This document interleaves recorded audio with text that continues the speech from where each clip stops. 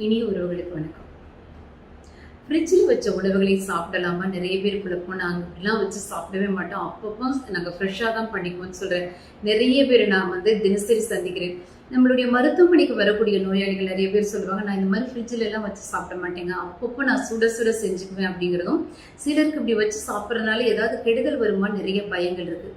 இதை சாப்பிடலாமா கூடாதான்னு கேட்டிங்கன்னா, தாராளமாக நீங்கள் ஃப்ரிட்ஜில் ஒரு பொருளுக்கு ஸ்டோர் பண்ணி சாப்பிடலாம்.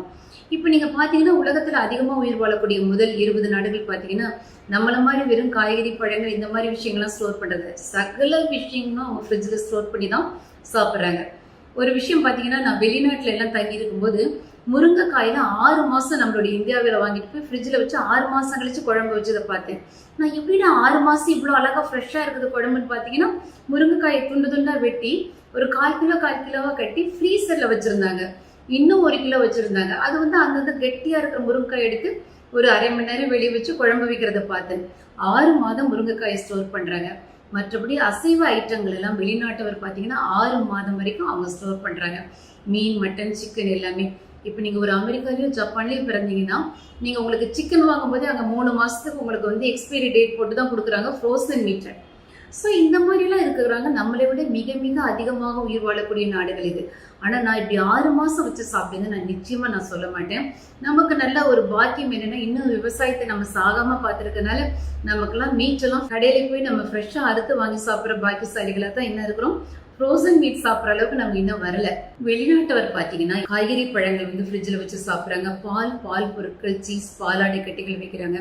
எல்லா விதமான நான்வெஜ் ஐட்டம், அது போக அவங்களுடைய சமையல் செஞ்ச ஐட்டம் எல்லாமே ஃப்ரிட்ஜில் ஸ்டோர் பண்ணி சாப்பிட்ற பழக்கம் ரொம்ப அவங்களிடையே இருக்குது. ஆனால் நம்மளுடைய நாட்டில் நீங்கள் எந்த விதமான பயமும் இல்லாமல் ஃப்ரிட்ஜில் வச்சு எது சாப்பிட்றான்னு தெரிஞ்சுக்கோங்க. இட்லி மாவு தாராளமாக 7-8 நாள் வரைக்கும் ஸ்டோர் பண்ணலாம். அது உள்ளே இருக்க நொதிப்பு தன்மை ஆகும், ஃபெர்மெண்டேஷன் ஆகும். இது ஆகும்போது உங்களுக்கு குட் பாக்டீரியாஸ் ப்ரொடியூஸ் ஆகும், உடம்புக்கு மிக மிக நல்லது. இட்லி மாவை நீங்கள் தாராளம் ஃப்ரிட்ஜில் வச்சு சாப்பிடலாம். எல்லா காய்கறி பழங்களும் தனித்தனியாக பாலித்தீன் பேப்பரில் போட்டு கட்டி நீங்கள் ஃப்ரிட்ஜில் வச்சு சாப்பிடலாம்.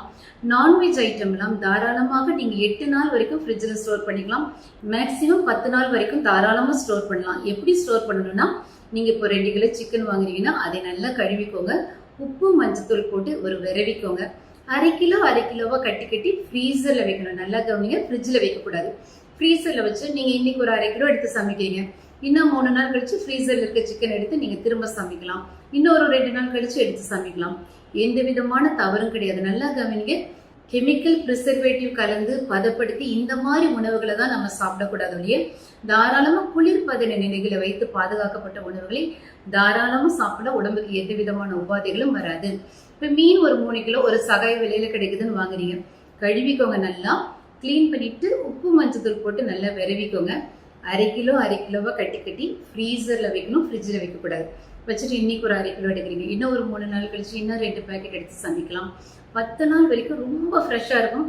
இதை 6 மாதம் வச்சு சாப்பிட்றாங்க வெளிநாட்டவர். நம்ம ஒரு போதும், நம்மளுடைய மனநிலைக்கு இது ஒத்து வராது. 10 நாள் வரைக்கும் வச்சாலே போதும். இதை செய்யலாம். வெங்காயம், சின்ன வெங்காயம்லாம் உரிச்சு வச்சு டப்பர் வேரில் போட்டு உள்ளே வச்சுக்கோங்க. 10 நாள் 15 நாள் கெடவே கெடாது. பூண்டை உரிச்சு வச்சு நீங்கள் டப்பர் வேரில் போட்டு உள்ளே வச்சுக்கலாம். கருவேப்பிலை உருவி போட்டு வச்சுக்கலாம். கொத்தமல்லி தழையை நல்ல டப்பர் வேரில் போட்டு உள்ளே நீங்கள் ஸ்டோர் பண்ணி வச்சுக்கலாம். இஞ்சி பூண்டு பேஸ்ட் அரைச்சி அதில் கொஞ்சம் உப்பு கலந்து அரைச்சி நீங்கள் ஒரு பாக்ஸில் போட்டு உள்ளே வச்சு ஸ்டோர் பண்ணி வச்சுக்கோங்க.